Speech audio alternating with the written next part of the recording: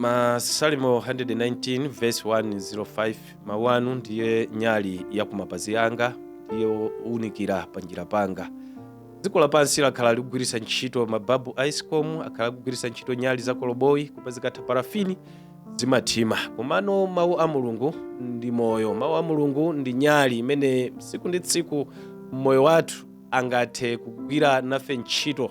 Chotero pano pa akanema wa V&V komanso ulalo online tifuna tikuyitanireni kuti musanayambe tsiku lanu mulandire mkate wa moyo amene ndi mawu a Mulungu. Chotero ine Mbusa Joe Kumphasa ndikuyitanirani kuti tizikhala limodzi kumvera ndi kuonera uthenga wa mawu a Mulungu, chifukwa ndi chipulumutso, chifukwa ndi nyali yowunikira ku mapazi athu. Amen. Tifuna tikulandireni abwenzi okondedwa kulikonse kumene muli, kumene mukutionera.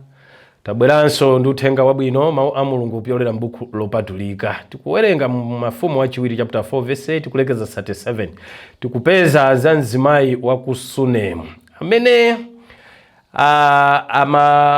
banja lake amaona Elisa ndi mnyamata wake akumadusa kupita kokapembedza ku phiri la Karimeli, limene nthawi zonse mmene akumapita kokapembedza kumeneku amaona. Ndiye mzimayi adauza mamuna ake kuti koma pamadusa anthu a Mulungu apa, bwanji tiapangire chipinda choti akapita kokapemphera akamabwera kwa azipumulira pano, akamapita kokapemphera azipumulira pano kuti azipitiriza ulendo wawo. Ndiye mchipinda amadayikamo bedi, adayikamo nyali, adayikamo mipando pokhala baibulo, zimene zikuonesera kuti mayiyu anali pa ubale wabwino ndi Mulungu wakumwamba, chifukwa ali ndi mtima wopereka umene Yesu Khristu kapena umene Mulungu wakumwamba ali nawo. Tamvetserani abwenzi okondedwa kulikonse kumene mukumva uthengawo. Mayiyu atapereka ganizoli kwa mamuna wache, abambo sadakane, adavomereza ganizo limene mayi adanena. Nthawi zambiri azimayi m'manyumbamu timawapondereza, azimayi ma church board timawapondereza, kuona ngati kuti akapereka mfundo imakhala yosamveka chifukwa choti ndi mzimayi, chifukwa choti mwina ndi mwana. Koma tione bodi imene idachitika nyumba umo idadusa chifukwa cha ganizo limene mzimayi adapereka. Chotero adapanga chipinda chapamwamba chimene chodayikamo zonse zofunikira. Zimene zikupangisa zimenezi ndi chikhulupiriro. Nthawi zambiri chikhulupiriro chathu chimayesedwa, komanso mu nthawi imene tataya. Chikhulupiriro chathu chimayesedwa mu nthawi imene tataya okondedwa athu. Mzimayi amene akuonesera mtima wopereka, akuonesera khalidwe, akuonesera mtima wopereka, mu nthawi yomweyo kusogolo kwake akuone saso nkhope ya chisoni. Chifukwa chani? Elisa ndi mnyamata wake adafuna amuchitire chabwino mzimayi, ndakuti amaona akabwera pa nyumbayi kuti muoneka nyumba muno mwana mulibe. Ndi adamuyitanisa mzimayi, ndi adanena kuti deti ngati lero nyumba muno nzakhala mwana wa mamuna. Ndakuti mzimayi adaseka, koma ngakale adaseka chikhulupiriro chake adachikabe pa Mulungu kuti popeza munthu wa Mulungu walankhula. Ndakuti chaka chosatira chitafika, deti ngati lomwelo, mwezi ngati omwewo, munabadwadi mwana wa mamuna. Nyamatayi akukula, zibamboyi opempherayi ndi nyamatayi akatapita kukapemphera ku phiri, nyamatayi adadwala. Chifukwa choti wadwala, zosatira zake adamwalira, mzimayi adanyamuka kumulondola Elisa kumene adali ku phiri, kuti kodi mwabwera kuzandiyesa? Ndi chani chimene mwachita? Mwana amene Yehova wandipasa wamwaliranso. Inetu sinimafuna ndikhale muchisoni, sinimafuna ndichite experience maliro. Zoti mnyumba muno mukhale mwana ndi inu amene mudanena kwa Yehova, ndi mukuloleranji kuti mwana amene amwalire? Tikuona chikhulupiriro cha mzimayi kunena kuti akuchikhazikisabe pa Yehova Mulungu wakumwamba amene tikadakhala ena ife ndiye kuti tikupita kwa asing'anga. Koma mzimayi sakupita kwa asing'anga, akupita kwa Yehova kumene kudachokera mwanayo. Ndiye Elisa akumulamulira mnyamata wake Gehazi kuti pita tenga ndodoyi ukachite zakuti. Pamene pagona mwana ukayale ndodoyi, chotere mwanayo akadzuka.